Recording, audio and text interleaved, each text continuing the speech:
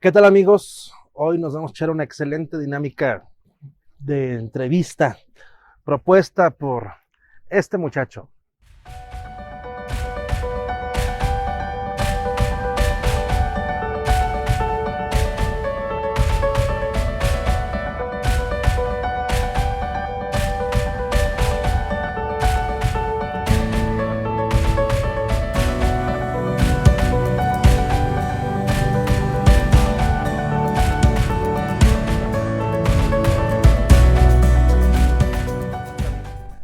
Sí, ya, Carlos, es momento de que tú respondas las preguntas. Pues siento que va a estar interesante el día de hoy. ¿Tú qué opinas? Pues no sé con qué me vaya a salir, entonces vamos a conocer qué se avienta este talento inicial del teatro, que ya también les estaré platicando ahí en mi página las cosas en las que anda. No lo hace tan mal, hasta eso creo que vale la pena que vayan ustedes y lo juzguen, y juzguenlo con dureza. Sí, por favor, con bastante dureza. Bueno, Carlos, platícame un poco cómo ves la situación de violencia que está viviendo el país, esta decadencia social, como lo veníamos platicando. ¿Qué nos puedes contar de ello? Ay, estamos ante una situación totalmente horrible y detestable. Una descomposición social donde la brutalidad se está convirtiendo en la dueña de todo. Y que tristemente nos está llevando a una serie de circunstancias donde la indignación, hasta en la indignación hay discriminación. Y creo que eso sería muy bueno tratarlo en esta plática, porque, por ejemplo, casos como el de Fátima, la niña, que su caso está totalmente horrible, no existen hasta que ya son una desgracia. Y al menos a ella le tocó la fortuna de que el Estado sí volteara a verla. Pero hay casos en otras zonas del país donde no se corre con la misma suerte. Y eso también es discriminación. Pareciera que no solo el Estado, sino la sociedad tiene preferencia por con quién es empático. ¿Por qué crees que se da esta situación? Me imagino que te refieres a la discriminación, que no se habla de la violencia en el campo, en los pueblos indígenas, que no solo es, bueno, violencia doméstica, sino también feminicidios, homicidios, violaciones y demás. ¿Por qué crees que se deba todo esto?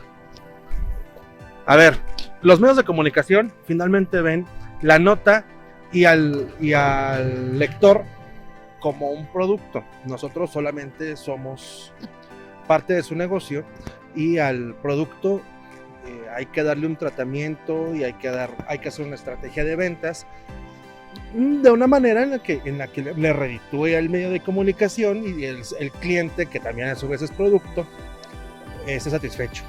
Ponte a pensar que a pesar de todas estas campañas que estamos haciendo alrededor del país contra la no discriminación, o contra la discriminación, mejor dicho, no tiene el mismo impacto eso que el hablar de una joven bonita, de muchachos blancos, de extranjeros, que son víctimas de violencia y de la violencia en México. Si observamos estos puntos así, también comprendemos que entonces los medios de comunicación finalmente están cumpliendo con una cuota de mercado. No pesa lo mismo el que 10 músicos indígenas hayan sido asesinados en Guerrero por una emboscada del narco, a cualquier homicidio que haya aquí en la ciudad. Ese sí se cubre y se investiga. Obviamente los medios locales hablan de la situación de estos músicos. Por ejemplo, esto fue en enero, el 16 y 17 de enero. No se habla de los feminicidios también en las comunidades, porque además a la gente no le gusta sentirse identificada con esos grupos, porque pues es lo que se discrimina. Ahora, por ejemplo, en el caso de Fátima, por ejemplo, pues la constante de por ejemplo, Milenio, ayer estaba viendo la casa, cuando hacen el cateo de la casa donde se encontraron los restos de la ropa de Fátima.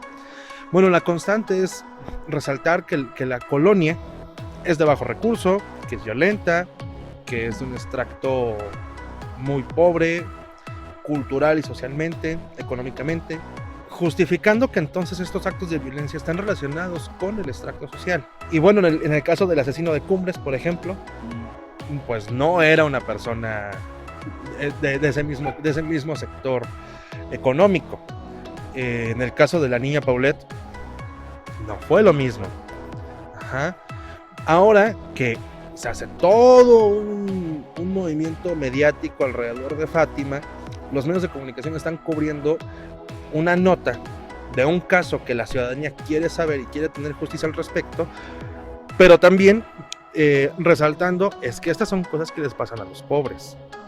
Y además se habla de que el pueblo es un pueblo originario, que es un barrio originario.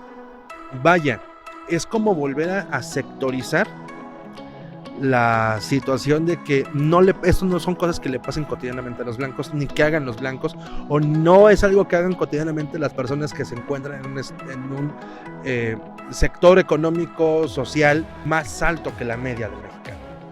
Qué triste esta situación pues, que se está dando. Y cuéntanos, ¿tú crees que es verdad que, como buen baby boomer, los tiempos de antes eran mejores, o que simplemente la información que se nos está dando ha crecido? Vaya, que con el acceso a informaciones más rápidas nos dan más información sobre toda esta violencia que está pasando. Platicábamos, por ejemplo, del periódico Alarma. 70s, 80s, 90s. Una persona que leía el periódico La Alarma era un borracho, era un morboso, un amarillista, gente pobre. Es a lo que se dirigía. No se hablaba de la violencia más que en esos medios y eran mal vistos ante la sociedad. Los medios tradicionales, televisión, radio, otros periódicos de mayor nivel, pues hablaban de cualquier otra cosa menos de la barbarie. Evidentemente la información estaba, pero socialmente también la censurábamos.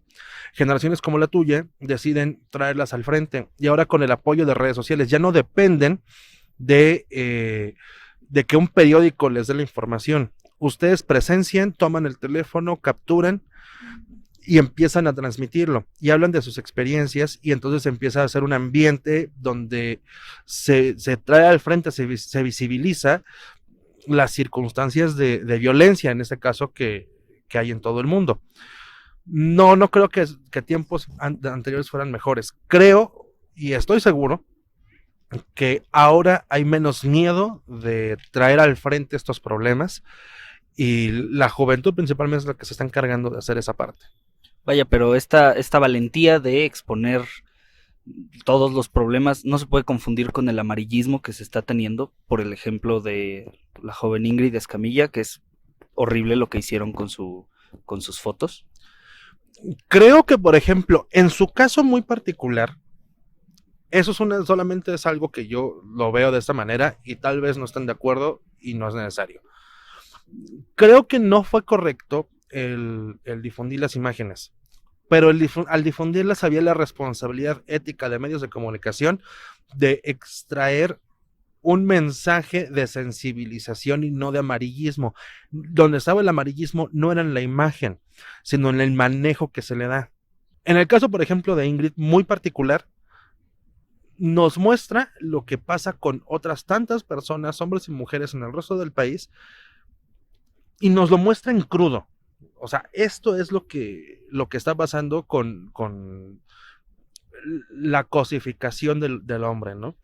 El individuo que comete el homicidio no está en sí, y genera tanto dolor y tanta sensibilidad entre los policías que toman esas fotografías, que no se pueden quedar con esa información, tienen que dársela a alguien como para liberar un poco la carga. Nada más hay que pensar un poco la escena al llegar y ver a un hombre que ya está desencajado, de que prácticamente él se entregó cuando le habla a la mamá de su hijo. Prácticamente el hombre se entregó, o sea, como que se dio cuenta de que ya era imposible, ya estaba muy atorado. Qué crudeza, primero él, de ver lo que había hecho, algo muy estúpido. ¿Y qué es lo que pudieron haber visto los policías? Que ni siquiera se lo pudieron guardar. Eso ya no lo veo tanto como un morbo. El morbo estuvo en la nota periodística, los periódicos que la usan como portada, como primera plana, eso es una cosa totalmente espantosa, es un clickbait horrible. Más vulgar. aparte los titulares que estaban sacando. Los titulares, ahí es donde sí está el morbo y ahí es donde sí está el amarillismo. Finalmente, el mensaje que debía de llevarnos esas fotografías que se circulan producto también de un dolor impresionante, o sea, pudo haber sido la familia de cualquiera de esos policías, y se transmite para no andar cargando solos con ese peso, ese impacto. Ahora veamos, ¿en dónde está el amarillismo? ¿En la foto o en el uso? ¿Por qué es amarillista transmitir la foto de Ingrid y no fue amarillista en 2006-2007 que tuviéramos fotos de cabezas en cualquier parte del país como parte de los titulares y en las nacientes redes sociales que se circulaban? Porque ahí no era amarillismo. Cuando Calderón inicia esta guerra contra el narco, que es además donde tenemos como una escena más explícita, ya cualquiera estaba en la posibilidad de encontrarse en la calle un cuerpo, lo que sea, ¿no? Cuando antes eso existía, pero vaya, no es normalizarlo, pero hay que entender que hasta esta gente era más discreta con esos temas. Claro. No había tanto sadismo de vean a qué nivel de brutalidad llego. Lo hacían, lo escondían y listo. Años después se encontraban las cosas, si es que se llegaban a encontrar los cuerpos y demás, o las armas o lo que se encontrara. Vaya, no significa que antes lo hacían mejor, significa que antes eran más discretos. Y no había la necesidad de exponerlo al frente así. Ahora parece que la misma delincuencia está buscando traerlo al frente y medios de comunicación, a veces también las redes sociales, están aprovechando esto para ganar seguidores, para ganar comentarios, para ganar likes, para tener difusión. Y juegan con los textos que se incluyen a estas imágenes para generar morbo, más allá de indignación. No se está generando empatía. No, se genera más el ve lo que está pasando, El ¿no? chisme. El chisme. Y dime, lo que vi que se intentó mucho en redes sociales fue que, bueno, en consecuencia de lo que pasó con Ingrid y con Fátima, varios grupos feministas estaban planeando hacer una marcha, y lo que hicieron las redes sociales, o al menos lo que se notó bastante, es que estaban difundiendo noticias antiguas e incluso falsas sobre mujeres asesinas para difamar el movimiento. ¿Esto es real o...? A ver, esa parte está muy interesante. Yo creo que el movimiento feminista, me voy preparando para la crucifixión. Yo creo que el movimiento feminista actúa en consecuencia a lo que un estado patriarcal que está buscando mantener sus derechos, mantener sus privilegios, está provocando. A ver, la difusión de estas notas, sí, efectivamente, hombres y mujeres somos muy violentos, es una cosa espantosa, ¿sí? Y hombres y mujeres en un impulso hacemos estupideces. Y hombres y mujeres tenemos enfermedades mentales que nos llevan a hacer esta clase de situaciones. No es una cuestión exclusiva de género. El aumento en las cifras del feminicidio, y por favor, que hay los personajes que en estos días están diciendo lo contrario, por favor, que abran los ojos.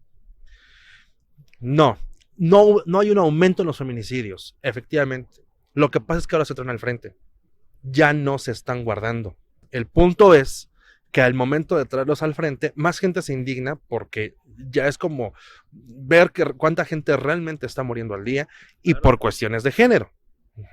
O sea, además es una cuestión muy puntual. En la difusión, obviamente, de estas notas donde mujeres matan a hombres, claro, esas notas, muchas de ellas sí existen, sí fueron reales. Pero también, ¿cuántas veces matan a hombres por ser hombres? Yo no simpatizo con la violencia al momento de la manifestación.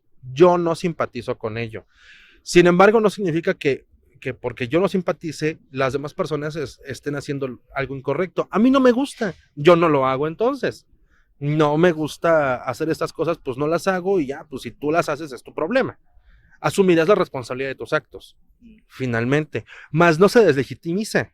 El hecho de no estar de acuerdo no significa deslegitimizar, o sea, censurar, reprobar, porque además entonces estás manteniendo el privilegio del Estado a tener el control sobre cómo se hacen las cosas. Claro. O sea, para mí, por ejemplo, el performance del Violador Eres Tú se me hace, además de que se me hizo la cosa más genial del mundo, Claro. de que es pacífico en cuanto a la acción, pero es excesivamente Claro, es violento en lo violento. emocional. El mensaje es El violento. mensaje es súper violento, pero llevado de una forma... es una fuerza muy controlada. Uh-huh. Donde se muestra un músculo muy interesante. Obviamente, para mí eso sí es una protesta de verdad, como en su momento fueron otras protestas, porque de ninguna forma la violencia debe estar justificada, por ningún medio. Cuando ya simplemente no hay otra opción, ya no hay otro camino, entonces sí, haz lo que se te hinche la gana. Eso es mi perspectiva. Pero si van y queman, van y rompen, van y pintan, pues no estoy de acuerdo, pero le voy a apoyar, porque en su momento tal vez yo pueda estar con la misma rabia, porque esto ya no es una rabia en la cercanía de las personas, de que los casos sean cercanos a mí, es una rabia social de que en cualquier momento me puede tocar a mí. Claro. Uh-huh. Como en su momento también pasó, por ejemplo, con las marchas por la paz convocadas por Javier Sicilia contra toda la situación de Calderón. Claro. Uh-huh. Y que entonces ahí empiezan a haber estas infiltraciones de los anarquistas, que pues, solamente eran simples porros, intentando integrarse a estas cosas para deslegitimizar. En este caso ya no se pueden incluir porros.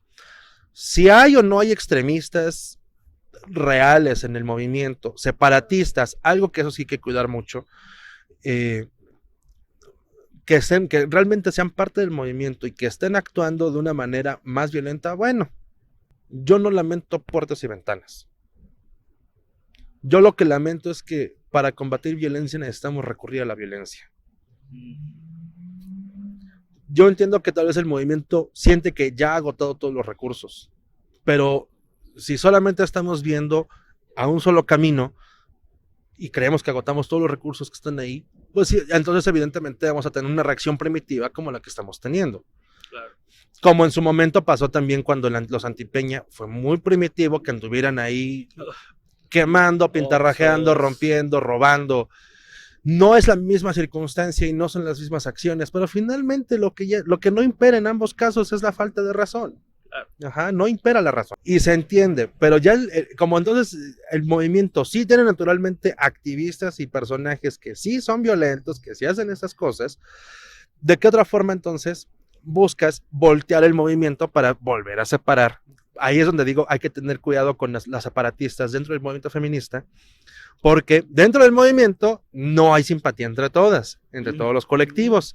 Y luego entonces sumamos que el Estado o cualquiera que sea, yo no sé, ahí sí no tengo ni idea de a quién culpar, pero quien está difundiendo estas notas que buscan deslegitimizar el movimiento, a las víctimas, crear nuevos casos, crearlos porque literalmente están haciéndose notas falsas, pues obviamente estás dividiendo más la opinión todavía. Entonces tienes dentro del movimiento gente que divide la opinión y fuera del movimiento gente que divide la opinión. Vaya, entonces se tienen que cuidar de todos lados, tienen que tener mucho cuidado. Pero pues siempre es un gusto tenerte aquí. ¿Algunas últimas palabras que quieras decirnos? ¿Alguna dedicatoria? Mis últimas palabras no las voy a decir todavía. Qué triste. Bueno, ¿algo que quieras decir para despedirte? Pues muchas gracias, muchachos. No, muchas gracias a usted. Les presento a Paulo Miller. Él es actor, cantante y ahorita se le ocurrió esta locura de ahora él entrevistarme a mí. Claro. Como si yo tuviera algo importante que decir, pero me gusta subir cosas a internet. Pero es un chico muy creativo. Voy a estar subiendo en la descripción de este video las redes de los proyectos en los que está. Hay que seguirlos, están geniales. Conózcanlos, está en la Ciudad de México, en Foro Juanacata, ahí en Monumento a la Revolución y en otros lugares que próximamente estaremos hablando. Por favor, sigan a este muchacho en sus redes y júzguenlo con mucha dureza. Vayan y véanlo en vivo para que lo juzguen con dureza. Apoyen el arte, por favor, que solo con el arte vamos a salir de la violencia que está viviendo el país. Muchas gracias. No, pues gracias a ti, maestro.